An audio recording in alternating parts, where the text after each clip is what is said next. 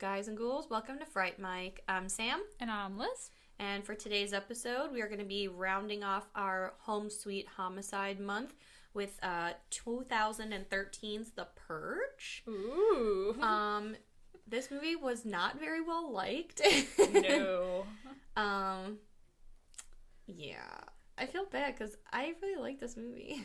I know. So, what are your thoughts on the whole Purge, Premises? The movie. Or the movie. I'm trying to think of, the word for anthology. I liked the first one. I think they started out strong.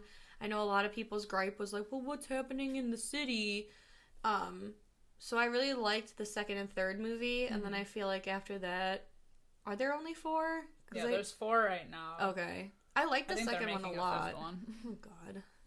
I don't know. I like the premise, but I think if you do too much, then it just becomes, wacky. Yeah. The second one I really liked. There are parts of the third one that I really liked, even though that one's starting to lean more towards camp. And then the fourth one, I feel like it was just... Yeah. I don't know. I think the first one gets a lot of flack because they were setting this idea up, and it was such a big idea because it was, worldwide, all of this stuff going on, all this crime happening, and I think people... they almost just wanted to see the crime happening outside in the world. Yeah. So to have the first movie take place in someone's house, yeah. They were probably a little disappointed. But I don't know. I I'm not crazy about home invasion movies, but I think that this one is bring something else because you know that no one's going to be coming to help them. Right. Because crime is legal. Right. For this one night. You can't call anybody for help, and your neighbors are hunkered down protecting themselves, so it's fuck that. Nobody's leaving their house to help you. Yeah, but I think it sets up this world, this idea pretty well, in my opinion. You have the rest of the series, which takes place outside in the city or, in other places, and it just gives you, a different perspective. For sure. On things that are happening. And I think, because I read on IMDb that I guess the director had chose to do such a, small, movie, small-scale movie because they didn't have a big budget. Yeah. And if they did have the budget that he wanted, it would have been more Escape from New York. Oh, okay. So it's not that they, didn't think about doing big city. It's just that they couldn't. But I really like what they did with it, and I think it actually helped them be able to expand more because now you've got, what happens in neighborhoods and that, I think they explore the city and they explore some of the more poor parts. So you have different avenues to explore what the Purge is like in those areas. So I kind of like that they started off more small and they were able to go bigger. Yeah, it's kind of what happened with Paranormal Activity in a sense. I mean, it was going from house to house, but they had the idea and they carried it through the rest, connecting the family members, whereas this is kind of connecting the same idea, but just in different locations. True. So, yeah, I don't know. So IMDb, it has a 5.7 out of 10.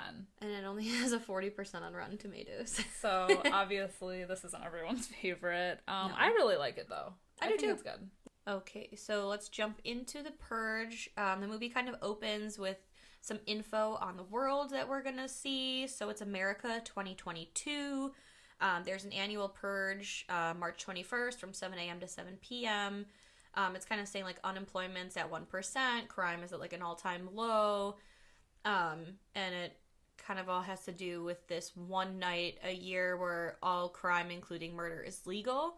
And it's kind of cool, the opening credits, you kind of cut to live camera feeds all over the world, and I love the juxtaposition of them playing Claire de Lune, which is such a peaceful song, and everyone's fucking killing each other. Yeah, you just get to see camera shots of crime being happening or taking place all over the world. And they say in the intro that emergency response won't be available, so that you can't call the police. All government officials are exempt from all this, so they can't be harmed. Some bullshit. Yeah, but we meet our one of our main characters, Ethan Hawke, who plays James. He's driving home, and you can see that he lives in kind of more of a wealthy area, and he's kind of on the phone with someone from work. And you can hear over the radio in the car, like, people kind of calling into a radio station about their purge plans. Like, this is, like, some normal thing now. Right. They're like, oh, man, I can't wait to just fucking kill my neighbor. But also, God be with those in lower income neighborhoods. They're the ones that are really screwed tonight. Yeah, and in the corner, they have, like, kind of like a countdown starting with, like... Oh, yeah. The, like, 62 minutes until, like, the purge starts. So it kind of gives you, like, oh my god. But, like, everyone is so calm about all of this happening. They, like, Handsome Hawk makes a comment. He's like, oh, looks like Ed's out mowing his lawn before this goes down or whatever. Yeah.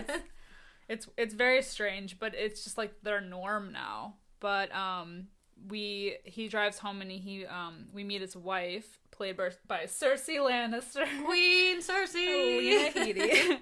Who plays Mary. And she's watching the news, and there's just, like, this program on about, like, kind of, like, the psychological stability of, like, releasing all this aggression and, like, what good the purge does for everyone, because it's, like, your one night of the year that you can, like, unleash all of your anger on, like, whoever or whatever. It's supposed to purify, and, like, you cleanse yourself. Yeah. We also meet their daughter Zoe, who's a little hooch. Yeah. She's making out with her secret boyfriend. Who Handsome Hawk hates because he's supposedly older, but I don't know. He looks like a twerp. Yeah. She's like making out with him in her room, and they hear that the dad's home, so he sneaks out the window. But they, like, cut to, like, them out on her, like, balcony or, like, window area, and you can see, like, the neighbor in the background sharpening, like, a knife. He's, like, welding weapons. He's ready to get his purge on, man. I don't even know how you would, like, look at your neighbors the same way. No, I know. Like, knowing that, like, oh, wow, like, because they make a comment saying, like, oh, well, he must have his, like, purge agenda or whatever. Right.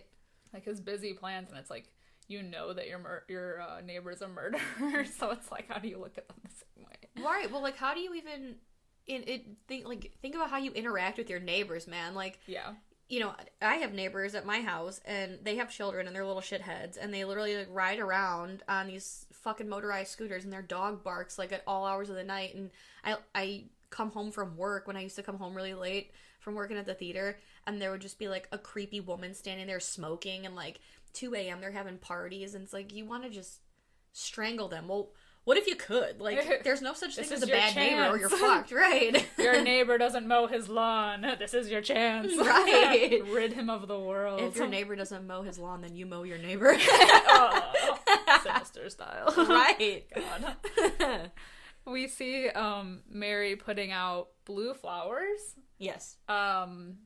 In, like, the neighborhood, when she kind of is talking to one of her neighbors, like, kind of approaches her, Grace, and you can tell they're all, like, hoity-toity, like, fake people. Like, they're all cheerful. They're, like, bringing cookies to each other. It's, like, a little meetup. Very Stepford. What is the significance of the blue flowers, though? So the blue flowers, that creepy blonde guy, when they show up, he says, like, oh, I see the blue flowers on your lawn, so it signifies that they are supporters of the purge. Oh, okay. Yes, so you put them out to show your support. Okay. Mm-hmm. I didn't, like, for some reason I didn't catch that right away. I feel like they explained that in another Purge movie, though. Maybe they don't. I don't know. I don't know. But I don't remember the blue flowers other than this movie, but yeah, who the fuck knows? Yeah, but they do mention, the neighbors, that, like, oh, well, the husband, James, Ethan Hawke's character, is the person who kind of created this new security system for houses, so he kind of, like, built the whole thing. And, like, every neighbor in their neighborhood has this, like, security technology that James is selling. Yeah. So she, like, makes that weird, like, it's, like, definitely, like, a fucking shady, like, a dig. Yeah, like, oh, looks like you guys had a record year, you know, because everybody in the neighborhood bought your security, so it's kind of like... And so they put this new addition onto their mansion, and everyone, you know, they're flaunting. Right. And then we cut to back inside the house. They also have a son who we meet, and he's, like, hiding in this little, like, cubby in his closet. It's like a little... It's a hidey hole. It's a hidey hole. That's what I refer to it as, the hidey hole. And he has this, like, creepy... Like, it's like a remote control car with, like, a half-melted baby doll on it. Picture, like... With a camera. It's very Sid from Toy Story, like, adjacent. Yeah. Like, it's very, like, weird, but he has a camera on it, and he, like, uses it to, like, spy on people around his house. It's very weird, but he, like, kind of creeps up on his mom. It's just very strange. I don't know. He has, like, these glasses that he puts on that he can see what's, like, on the camera. It comes into play a little bit later, but it's just, like, a very strange... It's, like, setting it up, because then he tells his mom, like, oh, yeah, and, like, you can play music out of it, and, like, it's soundproof, or, like, something with the motor, so now nobody can hear it when it comes up, and you're like, uh-huh. He definitely modified this for some creeping. But later that night, the family is having a pretty, like, tense, I would say, dinner. Yeah. Like, their pre-purge dinner. It's very uncomfortable. You can tell that, like, the daughter's, like, a typical teenager. She's got a lot of angst and a lot of anger. And... Very moody. Yeah. Yeah. But so, like... the dad's, like, itching to tell them all about his, like, successful day. It's like, happy purge. Daddy did well today. Yeah. But yeah, other than that, it's, like, very tense. Yeah. And then they all have to gather, and it's, like, a weird, like, security room, right? Yeah. Like, they all get together, and they're watching... So, like, their house, like, shutters down. Yeah, they, like, go into full lockdown mode. Yeah. And they're watching their commencement. But, like, yeah, like you said, it has, like, it's like a steel, like, door on all the windows. Yeah. Like a barricade. But, like, okay, here's the thing. And I didn't get a good look at it. I tried to look at it. I even tried to pause it. You watch, like, all the windows shutter down. And, like, the whole house is, like, on lockdown. When Zoe, the daughter, runs back up to her room, I swear to God she does not have a shutter on her window. I swear to God. Maybe they don't have them on the top level. No, they do have it on the top level. Right. That's what I'm thinking, like, okay, maybe, like, nobody, like, the editors maybe didn't catch it or something. Continuity error. Right. So, I don't know. Check me on that, but yeah, I thought it was interesting. Well, in addition to their, like, full lockdown situation they have going on, they also have cameras set up all over, like, their house, facing the outside of their house, kind of, like, around the neighborhood. Yeah. That they can, like, monitor, like, what's going on in the streets. So, but we can tell, like, that their son is very, like, anti-purge.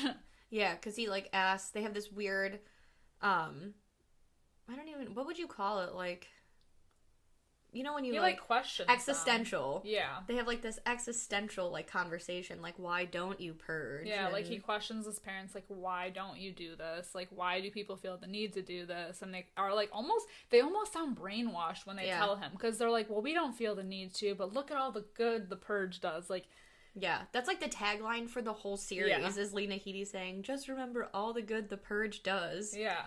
It's just, like, very, like, ugh. Yeah. Invasion of the Body Snatchers. Like, it's very Stepford. Yeah. That's all I could think of.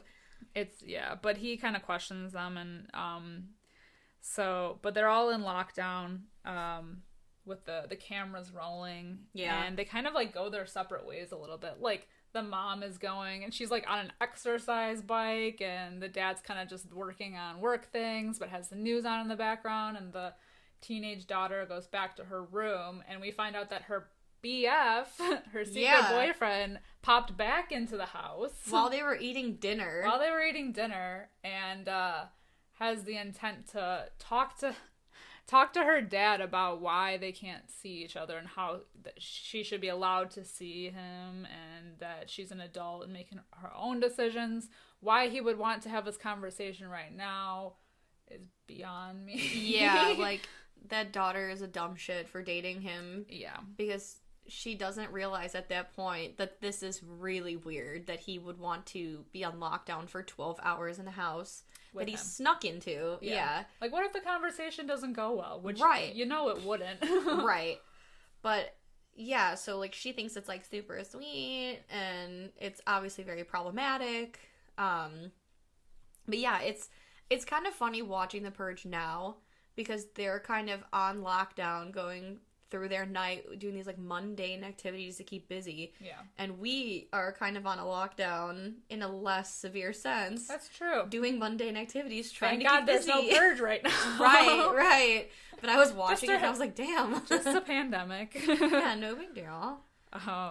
But then we also see Charlie. He's like still kind of messing with. I think he's back in his hidey hole, messing with his camera, which has a name. He calls it Timmy. Oh, the camera. Yeah, oh, that's right. Baby doll thing. Yeah. Oh, why? Oh, that's so weird. I don't know. Why are rich people weird? But he's still messing with the camera, and you can like. He goes into like the dad's office where he's working, where you can see in the camera view, like through his camera, the regular monitors, he can see somebody in like the streets, like right in front of their house. And he's in distress. He is not out for a jog. Yeah. So he sees this guy coming, and the guy is clearly yelling for help. So Charlie takes it upon himself. He makes a very split-second decision for the whole family. To disarm the whole house and let the guy in. Yeah, so the shutters go up, and he's, like, yelling to this guy for the whole fucking neighborhood to hear. And it's, like, very tense because the shutters go up, then Handsome Hawk and they all, like, are like, what the fuck? So the strange man, he literally makes it in seconds before those shutters shut back down. Yeah. So now... He's, like, in their entryway by their front door. Yes. So then the parents... James and Mary are like, what did you do? And, you know, Ethan Hawke has a gun. Yep. And he pulls it on the guy, and he's just like, step away from the guy. Well, at the same time that this is going down, fuck. The secret boyfriend and Zoe come down the stairs, and the boyfriend, like, pulls a gun on the dad. Yeah, so it was never his intent to, like, talk with him. It was more like to muscle him into it, I guess. I don't know. So. Or, like, kill him. Yeah. We don't really know because the dad... But he does take a shot at him. Yeah, he does take a shot at him. So maybe he did have the intent to actually kill him. Yeah. So that they could be together. Yeah, stupid. So, like, the boyfriend, I think his name's Henry. Yeah. He shoots at James. James shoots back at him in defense and hits him. Yeah. So then, like... Zoe, like, pulls him back upstairs. Yeah, they, like, scurry back into her bedroom. Yeah. And the strange man, he runs away. Yeah. He takes this opportunity to, like, bolt. Like, still in the house, obviously, because now he's locked in with them. Mm-hmm. But he bolts. Yeah, so, like, in the span of, like, 5 seconds, this family's night just gets so fucked. Yeah. So, because they have let the stranger inside now... You can see on the security cameras that there's, like, a group of masked freaks coming, like, skipping down the street, and they're looking for this guy, and they got it on good authority from the neighbors that the Sandins have let them into their home. Yeah. So things are gonna get even more interesting in a few seconds. Yeah. They ring the doorbell, and they're in, like, these, like, creepy masks. Yes. Like, you can see them on, like, the camera facing the door. And they kind of just say that, oh, like, we want the stranger that came into your house. We tried to kill him. He's, like, I guess he's a homeless guy. They tried to kill him, but he defended himself and killed one of their friends. Yes. So they want what is theirs, according to them. And he, like... So they keep referring to themselves as, like, the haves, and they're trying to purge on the have-nots, and, like, they're trying to appeal to, like, the Sandins, almost, like, uppity, like, rich nature, you know? Like, oh, we're rich, you're rich, this guy's... Like, and they keep calling him, like, a pig and swine and everything. Yeah. So they're like, if you, like, just turn him over to us, and we'll be on our way.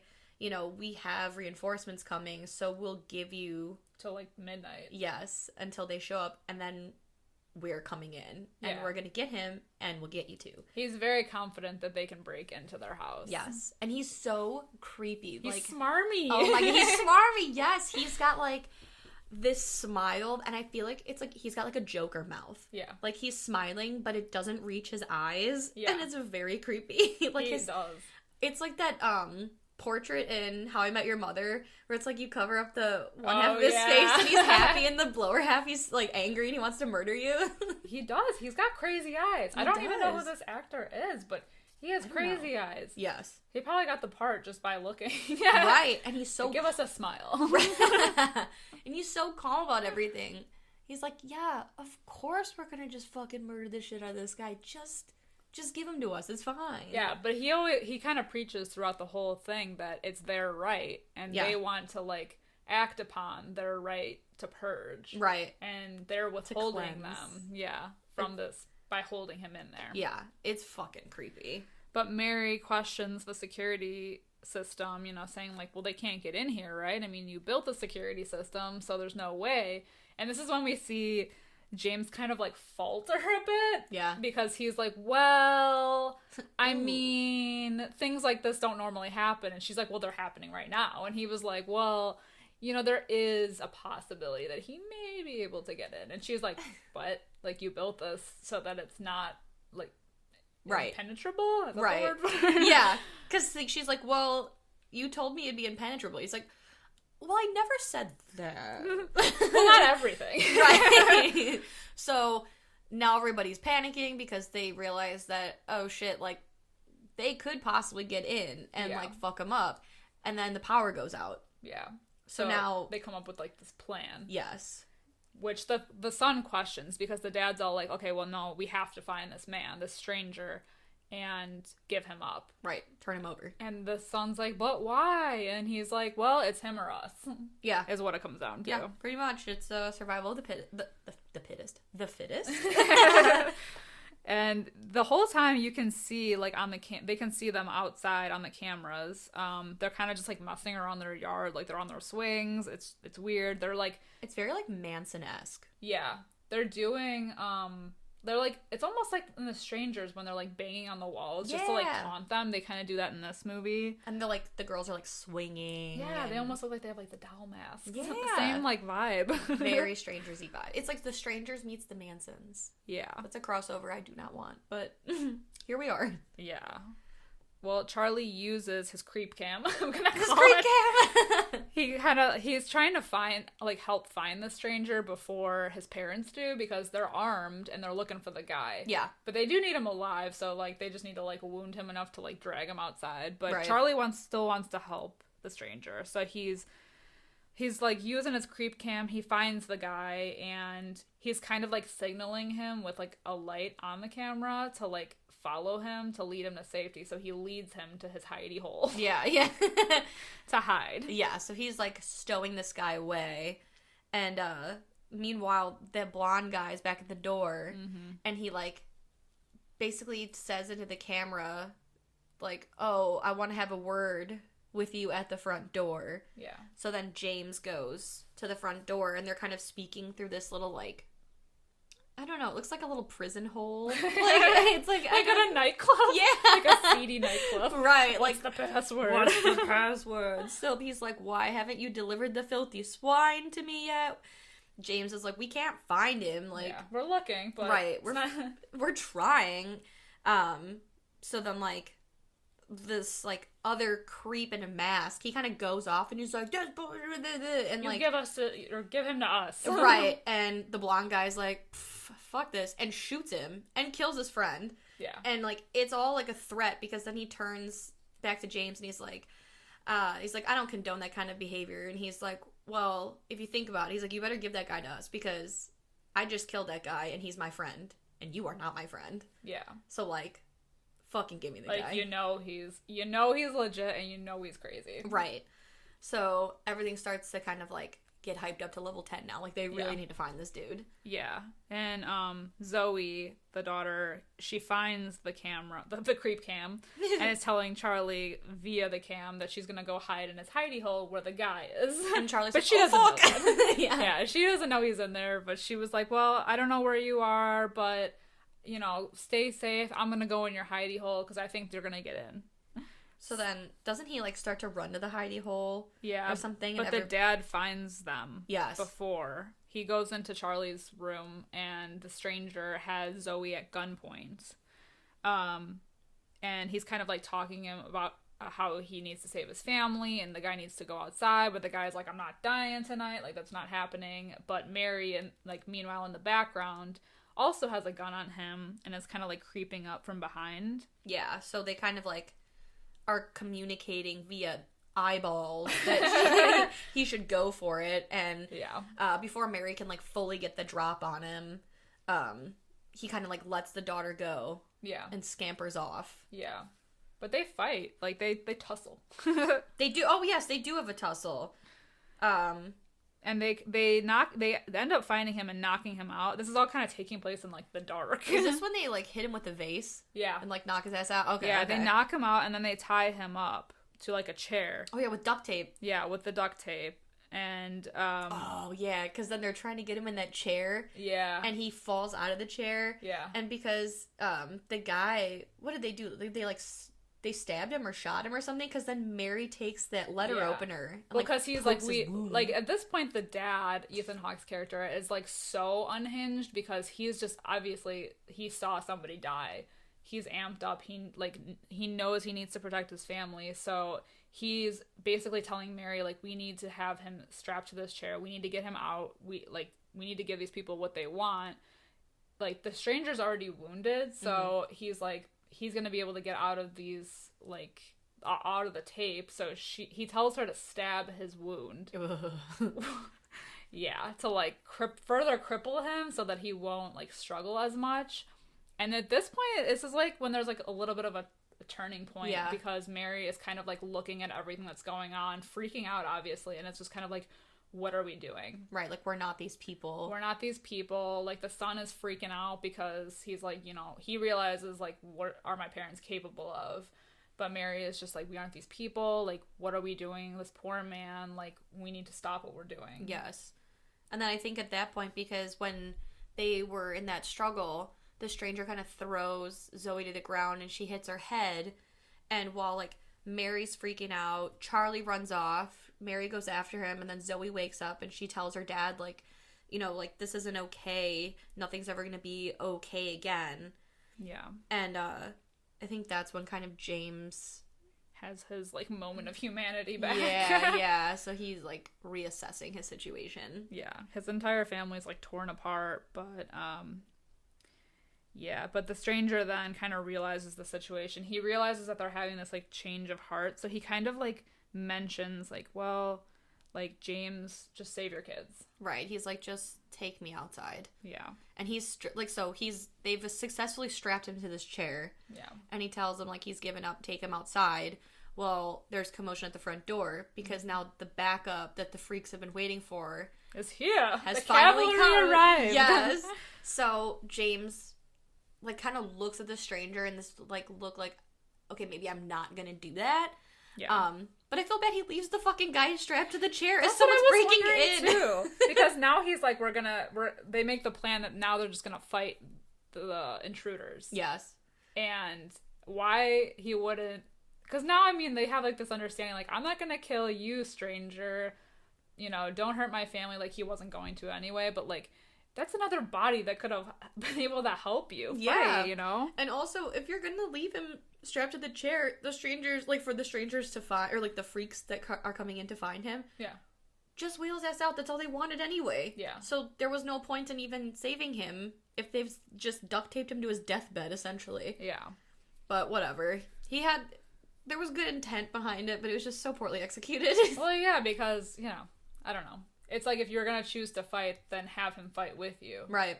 But because you guys, essentially, like, the Sandins and the stranger, they're fighting for the same thing. They want to live through the night. Yeah. You know? So y'all have one goal. Yeah.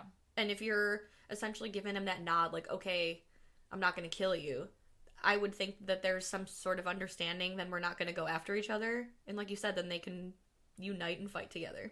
You'd think, but that doesn't go that way. They leave him strapped to the chair. Poor guy, man. He's having one hell of a night. He sends his son Charlie to the basement with a gun, and Lena Headey's, like, character is like, you just gave our son a gun.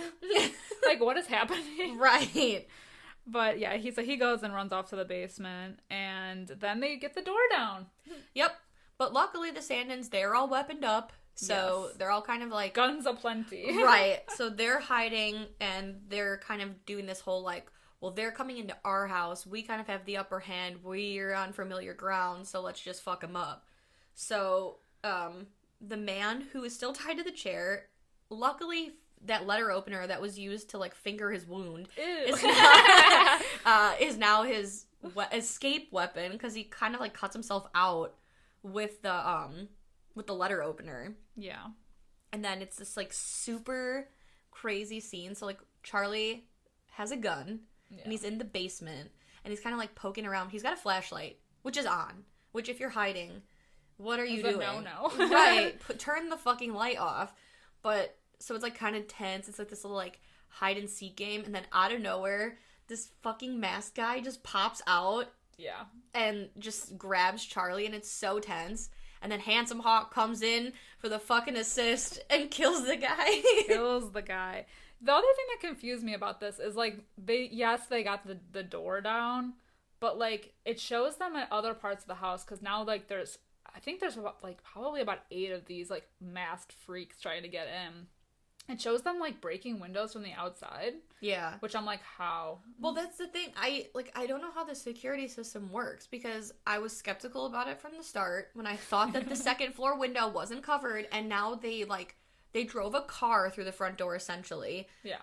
And they've broken in, but so one of them still comes to the front door to let, like, the blonde guy in with the creepy smile. Yeah. But, yeah, like you said, then all of a sudden the windows are wide open and they're breaking through the windows. Because there's that creepy shot of Lena Headey going down the hallway with the gun, and then, like, they show the window in the background, and the guy's just, like, poking his head, and it's like, how did you get in? Right. Right. So this security system is questionable wacky. At best. Questionable. But there's, like, there's another fight in the billiard room, so after he, Oh my god. Like, I feel like this whole, like... There's, like, a 10-minute chunk right here where it's, like, Handsome Hawk cannot catch a break. He literally can't, because he goes from killing the guy that was attacking Charlie in the basement to now in the billiard room attacking 2 more. It's like a couple. Yes. They, like, they're skipping down the hallway together, right? Yeah, it's really bizarre. It's like a guy and a girl. And, they kind of, like, go at it threesome style. So, like...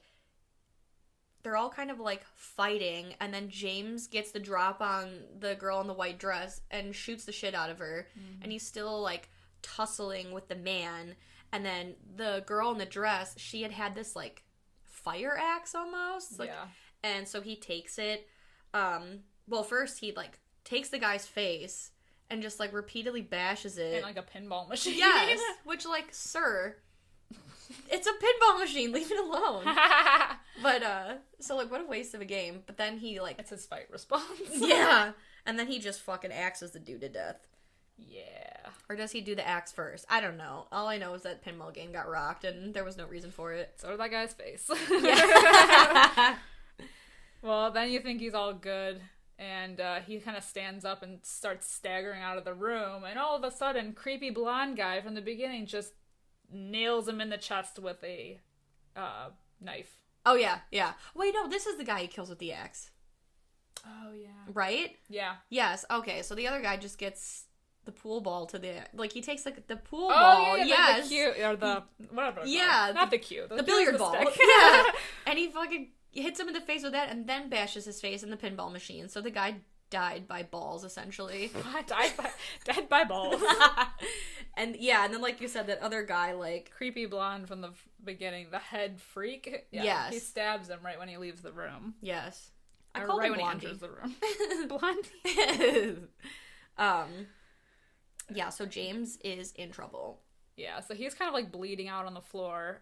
Meanwhile, it cuts over to Mary, who is going down this hall and also gets attacked by 2 other masked freaks. And then yeah, it's another couple. Yeah, it's another couple, and they're like fucking with her too. They're like tickling her. And yeah, they like tickle her, and she's just like, oh my gosh, she's like begging for her life. They're like messing with her, and then out of nowhere, the 2 freaks get shot up by like 2 mysterious other people. Well, it's the neighbors that you see Because when she was outside talking to Grace, there's that car that drives by. Yeah, and they're like, oh, the cookies or some shit. And it's them. Yeah. So it's her neighbors. The neighbors, like, heard the commotion, pulled up, and shot the guys that were outside, came in the house, and shot the 2 that were attacking her in the hallway. So, like, they shoot this couple that's, like, torturing her, and then they just walk away, and Mary's like, what the fuck? Yeah.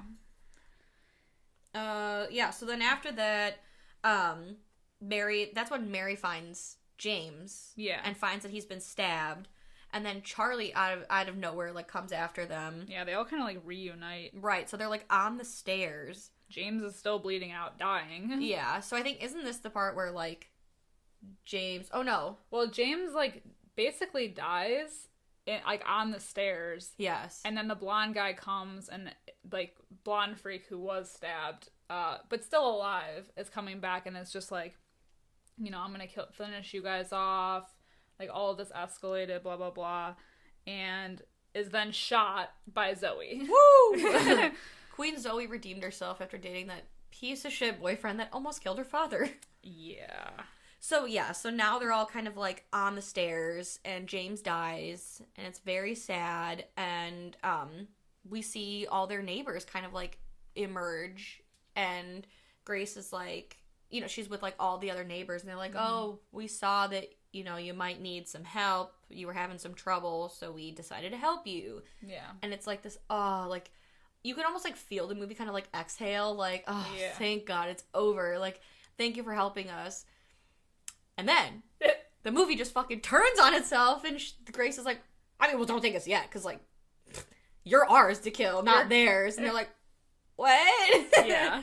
So you realize that they're in big fucking trouble. Yeah, because all the neighbors are, like, basically all the neighbors in the neighborhood hate the family. They're saying that you got rich off of all of us with the security system, and now you're rubbing it in our faces, and we want to get back at you, and we want to kill you and your children. Yeah, it's, like, a very, like, very jealousy-fueled moment, and, like, almost like, you gotta be fucking kidding me. Like, you assholes are the ones that bought the security system. Right? Y'all know. So, it's, like, very tense, and it's very, like, Sophie's Choice, like, don't touch my children! Yeah, they tie them up, and, like, Lena Headey's on, like, the floor begging for her life, begging for her children's life, which I feel like, and I thought this, when I was rewatching it, that I feel like this is the, like, Game of Thrones moment that everybody wanted. Yes. The Cersei begging for her life and her children's life. Yeah. But she does it so well in this movie, but never did it in Game of Thrones, and everyone was like, ah! I know. Yes, it's a very, like, opposite end of the spectrum for her. Like, that's what we wanted, because everyone was, like, so, like, ugh. I know. She was such a bitch in that show. But in this one, she's literally begging for her life, which is what everybody wanted. Yes. So she's, like, begging for them to spare her children. And Grace is like, well, I guess I'll go first, and then y'all can take turns. And then out of nowhere, the strange man who they let in and spared his life comes out of nowhere and just starts, I mean, like, guns ablazing, like, mowing him down. Yeah. He kills a few of them. And he tells them to untie the family, and has, like, the gun pointed on everybody else that doesn't really have a gun, and it's kind of just, like, he looks at Lena Headey and he's like, it's your call. Yeah. Like, what do you want me to do? But she's seen so much bloodshed from this night that she's like, we're just gonna sit this out, the rest of this night out in peace. Yeah, she's like, no more fucking killing. Yeah. So then it cuts to, like, a very like, it's funny and not funny, like, this very tense scene where, like, the sun is finally coming up, and they're sitting in their kitchen, like, at their kitchen table. Everybody is silent. And, you know, earlier in the movie, Grace had mentioned that she was gonna have, like, a purge party. And so Lena Headey's like, you have fun at Grace's purge party? And she's speaking to a man, and he's like, go fuck yourself. And she's like, I'm sorry, I didn't hear you. Yeah. And he's like, it was fine. And Lena Headey has kind of like the gun sitting next to her, and Grace, you see her eyeing it up, and she goes to go for it, and I think she grabs it, right? Yeah, Grace, or so, like, Grace, the strange man is kind of like, yes, yeah. Like, hits her in the face with the butt of the gun. Yeah, she fucking breaks her nose. She does. She does. Oh yeah, she hits her, and then she's like, I said no more killing. Yeah, we're done. Right. And then at this moment is when the purge alarm goes off, signifying the end of the purge for the day. So she's just basically like, get the hell out of my house, all of you. Yeah. And then the strange man, he starts to kind of like leave after all the neighbors leave, kind of making sure she's good. Yeah. And she's, you know, she kind of checks on him. She's like, hey, you gonna be okay? And he gives her like a little nod before he walks away. I think he even mutters like, good luck. Does he? I think so. Oh, I must have missed that. Yeah. She's just kind of like, thank you for everything, like for saving my kid's life and everything. And he leaves. Yep. And it kind of just pans over to Mary and the kids just standing on like their front porch with like the police sirens in the distance. Yep. You can kind of hear like, now that the purge is over, the emergency responders can get back to work. And then we kind of like close the movie by hearing the news reports pick up again, like, oh, well, you know, it's 364 days till another purge, so let's hit those highlights, people. And they say it's been like one of the most successful purges. Like, how do they know? Right. It just ended. Yeah, literally. Fucking crazy. Yeah. But the thing is that, like, so she keeps them alive, like, all the neighbors. Like, that's gotta be, like, an awkward neighborhood barbecue, right? Right. Like, you can never take cookies from them again because you know they're gonna have, like, cyanide. Right?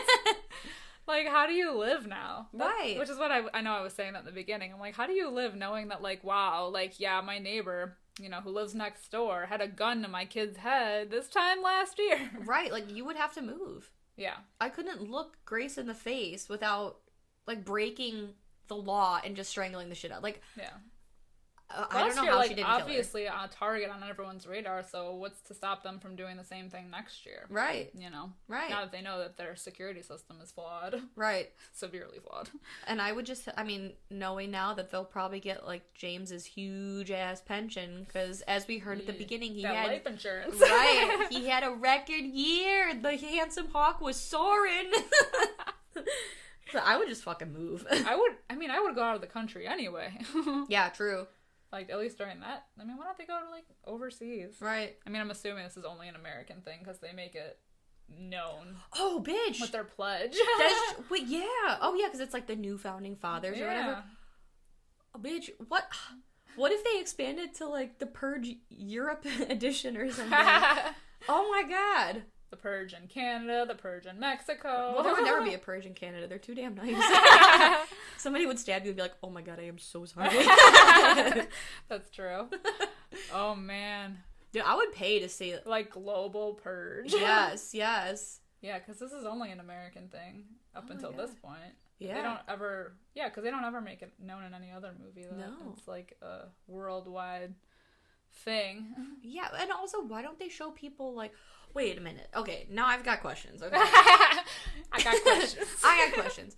And probably this is something, like, only I care about, nobody gives a shit about, but, like, I need rules. Like, do they shut down the airport? Because let's say, like, Joe Bob went on, like, a 2-week vacation. He went on a Mediterranean, like, you know, cruise or something, and he's coming back, and he just happens to be coming back on the day of the purge. You mean to tell me... Man, like, the dude can't get a taxi or whatever. And, like, what if people go to the airport and start purging everybody that's getting off the plane? I mean, there's got to be some procedures put in place there. Maybe they stop travel. I want the Purge travel. The travel edition? Yes, Purge travel edition. Like, Purge on a plane? Yes. I want that Purge movie. on a cruise. Yes. Nowhere is safe. Right. Please explain to me the rules there. At 100,000 feet, no one can hear you scream. Oh.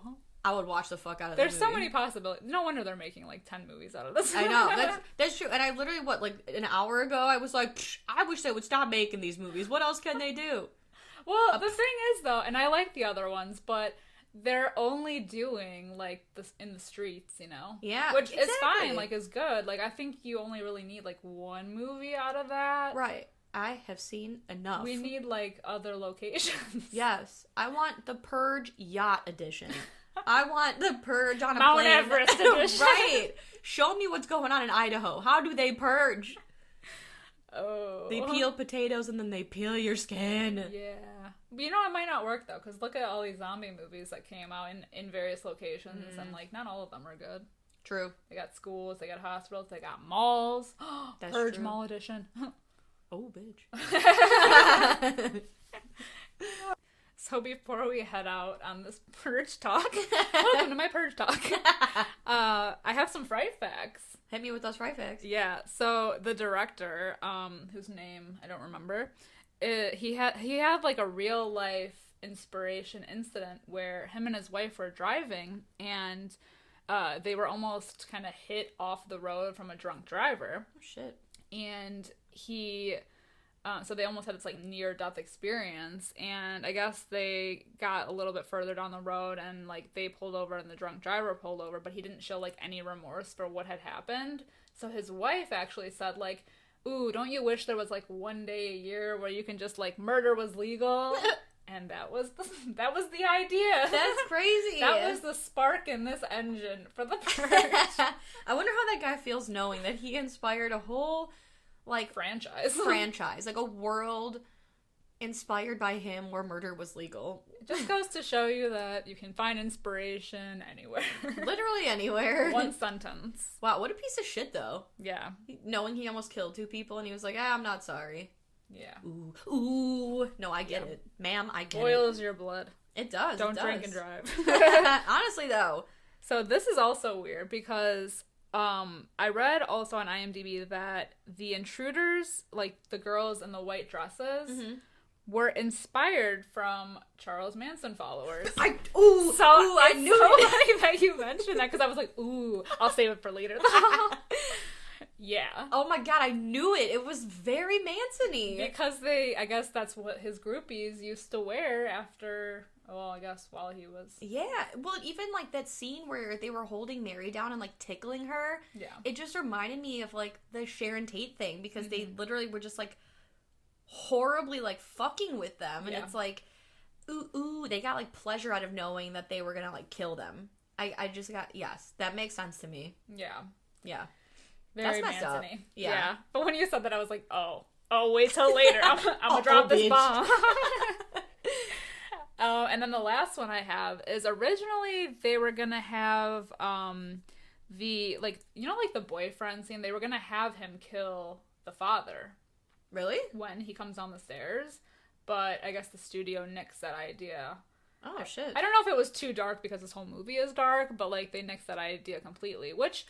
A part of me is kind of, like, a little confused as to why they even had the whole, like, boyfriend thing happen in the first place, because, like, it's not super relevant, I feel like. Right, it feels like an afterthought. Yeah, like, it just happened, but, like...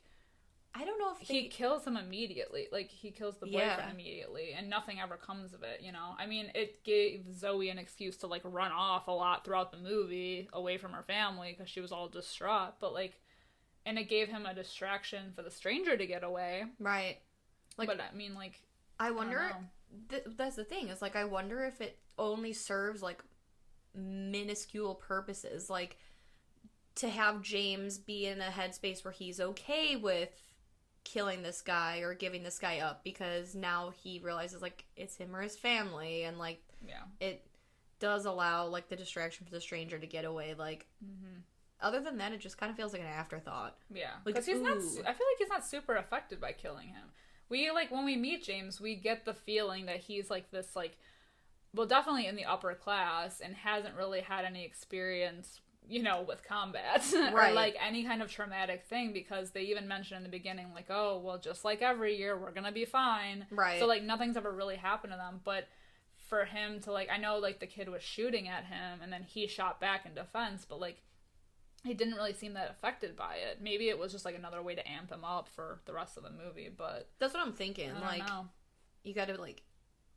I don't know, maybe, like, put him in that headspace. Like, alright, it's go time now. Like... Yeah. I don't know. Yeah, but you're right. He doesn't really seem, like...